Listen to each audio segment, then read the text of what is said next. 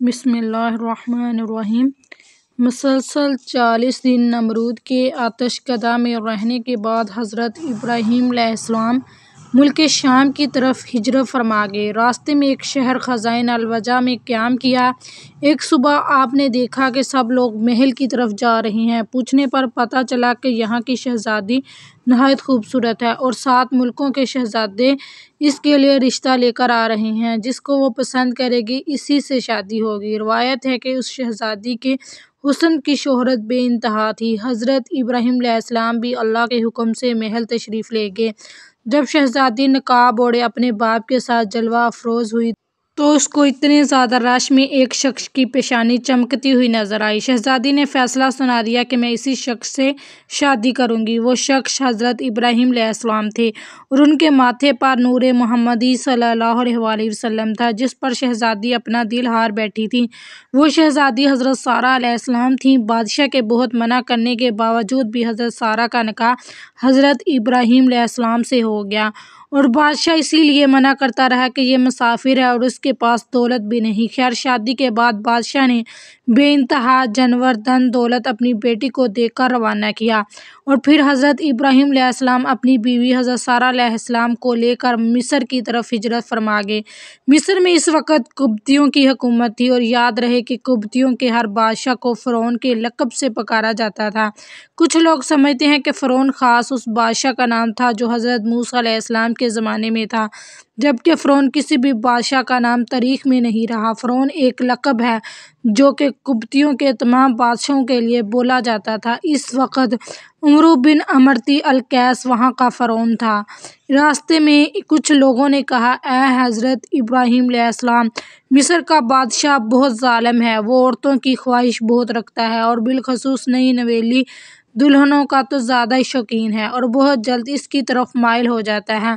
اس کے راستے پر 10 لوگ متعین ہوتے ہیں۔ جو کوئی مال و اسباب مصر لے جاتا ہے اس کو پکڑ کر اس سے اس کا مال محصول لیتے ہیں اور اگر کوئی سوداگر عورت کو ساتھ لے جاتا ہے تو وہ اس عورت کو اس سے چھین لیتا ہے۔ یہ سن کر حضرت ابراہیم علیہ السلام بے حد پریشان ہوئے کیونکہ وہ جانتے تھے کہ میری بیوی سارہ جیسا حسن اس پورے جہاں میں اس وقت نہیں ہے، لیکن خیر یہ ہجرت اللہ کے حکم سے تھی اسی لیے آپ نے سفر جاری رکھا۔ ادھر دوسری طرف فرعون مصر کو پہلے ہی اطلاع مل چکی تھی کہ ایک آدمی انتہائی خوبصورت لڑکی کے ساتھ مصر کی طرف رواں دواں ہے۔ چنانچہ اس نے پہلے ہی اپنے فوجی دستے کو حکم دے رکھا تھا کہ جیسے ہی یہ لوگ مصر کی حدود میں داخل ہوں ان کو میرے پاس لے آنا۔ بس جیسے ہی حضرت ابراہیم علیہ السلام مصر پہنچے تو فرعون کے فوجیوں نے آپ کو گرفتار کر لیا اور محل میں لے آئے اور محل کے سب سے خوبصورت کمرے میں ان کو ٹھہرا دیا گیا۔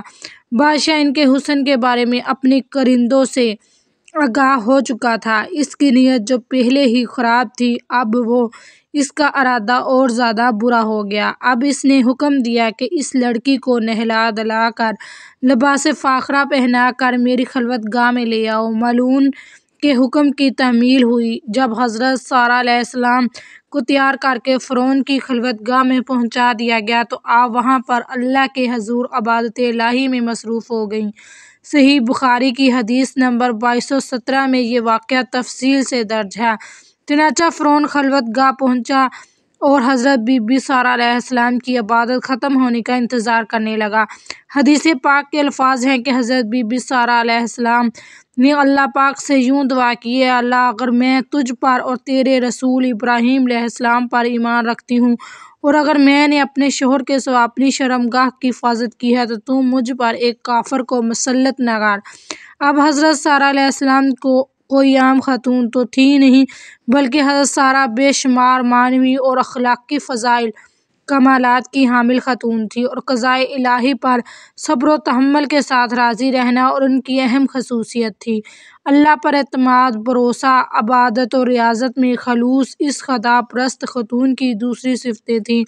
اگرچہ آپ شادی سے پہلے بہت ہی مالدار خاتون تھیں لیکن حضرت ابراہیم علیہ السلام سے شادی کے بعد بے پناہ مصائب آلام برداشت کیے اور اس راہ میں نہایت صبر و تحمل اور اللہ پر مکمل اعتماد کے ساتھ زندگی میں پیش آنے والی مشکلات کو سر کیا۔ اللہ نے آپ کی ہر دعا قبول فرمائی تھی۔ چنانچہ جب نماز پڑھ کے آپ کھڑی ہوئیں تو فرعون گندی نیت سے آگے بڑھنے لگا۔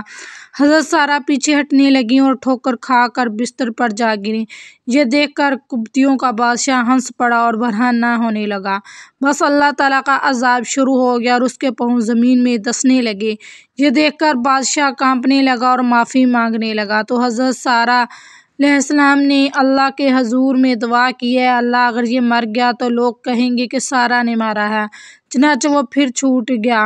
جیسے ہی زمین نے اس بادشاہ کو چھوڑا تو وہ دوبارہ سارہ علیہ السلام کی طرف بڑھا۔ حضرت سارہ السلام علیہ نے پھر سے دعا کی، اے اللہ، اگر میں تجھ پر اور تیرے رسول پر ایمان رکھتی ہوں اور اپنے شوہر کے سوا ہر موقع پر میں نے اپنی شرمگاہ کی حفاظت کی ہے تو مجھ پر اس کافر کو مسلط نہ کر۔ چنانچہ وہ پھر تھرایا، کانپا اور اس کے پاؤں زمین میں دھنس گئے۔ بادشاہ پھر سے معافی مانگنے لگا تو حضرت سارہ السلام علیہ نے پھر وہی دعا کی، اے اللہ، اگر یہ مر گیا تو لوگ کہیں گے اسے سارہ نے مارا ہے۔ اب دوسری مرتبہ یا تیسری مرتبہ بھی وہ بادشاہ چھوڑ دیا گیا۔ آخر بادشاہ نے اپنے درباریوں کو بلایا اور کہنے لگا کہ تم لوگوں نے میرے پاس غلط لڑکی کو بھیجا ہے، یہ تو کوئی انسان ہی نہیں ہے۔ چنانچہ اس نے اپنی بیٹی ہاجرہ، جو بعد میں حضرت ہاجرہ السلام علیہ کے نام سے مشہور ہوئیں، کو حضرت سارہ کے حوالے کر دیا اور کہنے لگا، میں چاہتا ہوں کہ یہ تمہاری کنیز بن کر رہے اور اب جیسی پاک باز بن جائے۔ پھر بہت سارا مال و دولت دے کر بادشاہ نے اپنی بیٹی حضرت ہاجرہ اور حضرت سارہ کو رخصت کیا۔ پھر حضرت سارہ حضرت ابراہیم علیہ السلام کے پاس آئیں اور سارا ماجرا سنایا۔ چنانچہ حضرت ہاجرہ نے ابراہیمی گھرانے میں پوری تربیت حاصل کی اور 85 سال کی عمر میں جب آپ اولاد سے مایوس ہو رہے تھے، حضرت سارہ نے حضرت ابراہیم سے خود کہا کہ ہاجرہ سے شادی کر لو، شاید اللہ پاک انہی کے ذریعے سے تم کو اولاد عطا کرے۔ چنانچہ ایسا ہی ہوا۔ شادی کے بعد حضرت ہاجرہ حاملہ ہوئیں اور ان کو خواب میں فرشتے نے بشارت دی کہ تو ایک بیٹا جنے گی، اس کا نام اسماعیل رکھنا کہ اللہ تعالیٰ نے تیرا دکھ سن لیا۔ حضرت ابراہیم علیہ السلام کی عمر مبارک 100 برس اور آپ کی اہلیہ حضرت سارہ کی عمر 90 سال تھی جب ان کے ہاں حضرت اسحاق علیہ السلام پیدا ہوئے۔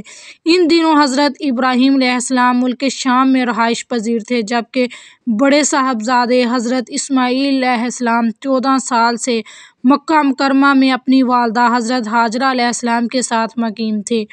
حضرت اسماعیل علیہ السلام کی نسل سے عرب کے تمام قبائل وجود میں آئے۔ حضرت اسماعیل علیہ السلام کی ہی اولاد میں خاتم النبیین حضرت محمد مصطفیٰ صلی اللہ علیہ وآلہ وسلم دنیا میں رونق افروز ہوئے، جبکہ حضرت اسحاق علیہ السلام سے حضرت یعقوب علیہ السلام پیدا ہوئے، جنہیں بنی اسرائیل بھی کہا جاتا ہے، اس لیے ان کی نسل کو بنی اسرائیل کہتے ہیں۔ بنی اسرائیل میں سے جو انبیاء دنیا میں مبعوث ہوئے ان کی تعداد بہت زیادہ ہے، تاہم بنی اسرائیل میں نبوت کا سلسلہ حضرت عیسیٰ علیہ السلام پر ختم ہوا اور حضرت بی بی سارہ علیہ السلام کا انتقال 127 برس کی عمر میں ہوا اور حضرت ابراہیم علیہ السلام نے ان کی تدفین کنعان کی بستی ہیبرون میں کی۔ اللہ پاک سے دعا ہے کہ وہ ہمیں ہماری ماؤں بہنوں کو حضرت بی بی سارہ السلام علیہ جیسی پاک دامنی نصیب فرمائے، آمین یا رب العالمین۔